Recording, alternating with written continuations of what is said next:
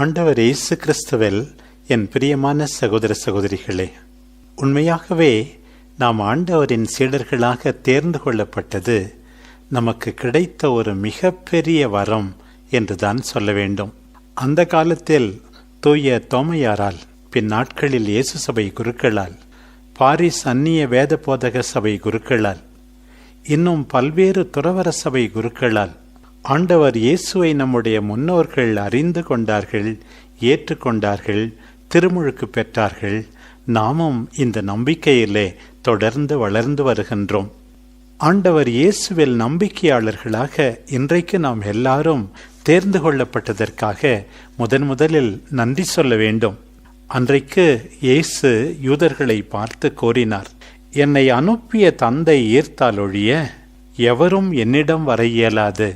தந்தை என்னை அனுப்பினார், தந்தை உங்களையும் ஒவ்வொருவராக என்னிடம் அனுப்புகிறார்.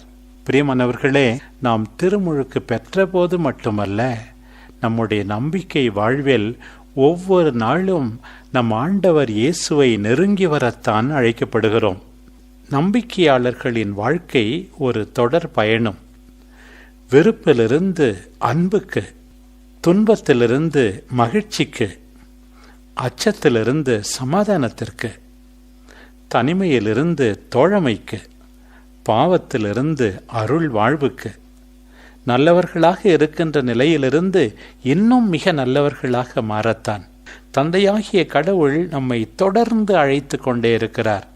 தம் மகனிடம் வர, அவருடைய போதனையை கேட்க, அவரை மிக நெருக்கமாக ஒத்திருக்க நாம் ஒவ்வொரு நாளும் அழைப்பை பெற்றுக்கொண்டே இருக்கிறோம்.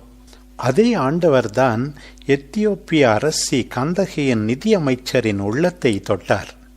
ஜெருசலேமுக்கு பயணம் செய்தார். மீண்டும் தம் நாட்டிற்கு திரும்பி பயணம் செய்து கொண்டிருக்கிறார். அலியாகிய அவரின் நல்ல உள்ளத்தை ஆண்டவர் பார்த்தார். அவரை தம்மிடம் இன்னும் முழுமையாக ஈர்க்க வேண்டும் என்று நினைக்கிறார். உடல் அளவில் மட்டும் அவர் பயணம் செய்யவில்லை, தொடர்ந்து உள்ளத்தளவிலே அவருடைய பயணம் தொடர்ந்து கொண்டே இருந்தது. ஏனென்றால் வீட்டிற்கு திரும்பி போகும்போது கூட அவர் இறைவாக்கு நூலை படித்து கொண்டே இருக்கிறார். படித்ததன் பொருள் அவருக்கு விளங்கவில்லைதான், ஆனால் ஆண்டவர் அவர் மீது அக்கறை கொண்டிருக்கிறார். ஆண்டவரின் தூதர் பிலிப்பிடம், நீ எழுந்து எருசலேமிலிருந்து காசாவுக்கு செல்லும் வழியாக தெற்கு நோக்கி போ என்று கட்டளை கொடுக்கிறார். பிலிப்பு அவ்வாறே புறப்பட்டு போனார், கீழ்ப்படிந்தார். தூய ஆவியார் பிலிப்பிடம், எத்தியோப்பிய அரசு அலுவலர் பயணம் செய்கின்ற அந்த தேரை நீ நெருங்கி சென்று அதனோடு கூடவே போ என்கின்றார். பிலிப்பு அதற்கும் கீழ்ப்படுகிறார். ஓடிச் சென்று, நீர் படிப்பதன் பொருள் உமக்கு தெரிகின்றதா என்று கேட்கிறார். ஆண்டவரை பற்றி முழுமையாக தெரிந்து கொள்ள ஆர்வம் கொண்டிருந்த அவர், யாராவது எனக்கு விளக்கிச் சொன்னால் தானே புரியும் என்கின்றார். தோழமையோடு தேரில் ஏறிக்கொண்டு விவிலியத்தை விளக்கினார். எசையா 53 அதிகாரத்திலே குறிப்பிடப்பட்டிருக்கின்ற அந்த துன்புறுகின்ற ஊழியன் நம் ஆண்டவர் இயேசுதான். அவரை நீ நம்பினால் உமக்கு வாழ்வு உண்டு எனும் போது, நம்புகிறேன் என்று பதிலிருத்த அவருக்கு திருமுழுக்கு கொடுக்கிறார். அவர் பணி முடிந்தது.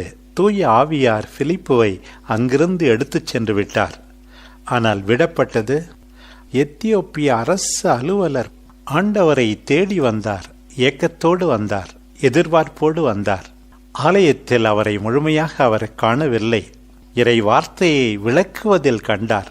ஆண்டவர் இயேசுவை நம்புவதில் கண்டார். திருமுழுக்கு பெற்று நிறைவாழ்வை பெற்றார். மகிழ்ச்சியோடு தம் நாட்டிற்கு சென்றார். சென்று பெற்றுக்கொண்ட ஆண்டவரை அச்சமில்லாமல் மகிழ்ச்சியோடு மற்றவர்களுக்கு அறிவித்திருந்திருப்பார். எத்தனையோ பேர் நிம்மதியை பெற, நிலை வாழ்வை பெற காரணமாக இருந்திருப்பார். ஆண்டவர் இயேசுவிடமிருந்து திருத்தூதர்களுக்கு நற்செய்தி, திருத்தூதர்களிடமிருந்து பிலிப்பை போன்ற திருத்தொண்டர்களுக்கு நற்செய்தி, பிலிப்பிடமிருந்து சமாரிய மக்களுக்கு நற்செய்தி, சமுதாயத்திலே ஓரங்கட்டப்பட்ட வெறுத்து ஒதுக்கப்பட்டவர்களுக்கு நற்செய்தி, சாதாரண மனிதர்களுக்கு நற்செய்தி, அலிகளுக்கும் நற்செய்தி. ஆண்டவருடைய வார்த்தைக்கு விளக்கம் கிடைக்கிறது. ஆண்டவரில் நம்ப அழைப்பு விடுக்கப்படுகிறது. ஆண்டவரை நம்புவதால், திருமுழுக்கினால், அவரையே தங்கள் வாழ்வுக்கு உணவாக பெற்றுக்கொள்வதால் மகிழ்ச்சியோடு நம்பிக்கை வாழ்வை தொடர வாய்ப்பு கிடைக்கிறது. இன்னும் நிறைய பேரை ஆண்டவரில் நம்பிக்கை கொள்ளச் செய்து நிறைவாழ்வுக்கு இட்டுச் செல்கின்ற பணியும் நமக்கு ஒப்படைக்கப்படுகிறது. எத்தியோப்பியனான அந்த அலியையும் ஆண்டவர் மறந்துவிடவில்லை. நிச்சயமாக உங்களையும் என்னையும் ஒருபோதும் மறக்க மாட்டார். அவரே விரும்பித்தான் அவரிடம் நம்மை அழைத்திருக்கின்றார். நாம் செய்ய வேண்டியதெல்லாம் அவரை போல ஆர்வத்தோடு இறைவார்த்தையை வாசிப்பது, தியானிப்பது, விளக்கம் கேட்டு தெரிந்து கொள்வது, வாய்ப்பு கிடைக்கும் போதெல்லாம் ஆண்டவரை தேடி வழிபடுவது, அருள் அடையாளங்களை பெற்றுக்கொள்வது, இறைவனை இடைவிடாமல் தேடுவது, நம்பிக்கை வாழ்வில் மகிழ்ச்சியோடு தொடர்ந்து பயணிப்பது. இன்னொரு பக்கம் பிலிப்புவையும் நாம் கண்டு பாவிக்க வேண்டும். ஆண்டவரின் தூதர் சொல்வதா, நான் எதற்காக எருசலேமிலிருந்து காசா போகின்ற இடத்திற்கு போக வேண்டும் என்று அவர் எதிர்த்து பேசவில்லை. அதிலும் 2 வழி இருக்கிறது, ஏன் பாலைவன பகுதியாக நான் போக வேண்டும் என்றெல்லாம் கேட்கவில்லை. தூய ஆவியார் கட்டளை கொடுத்தார், தேரை நெருங்கி போக வேண்டும் என்று.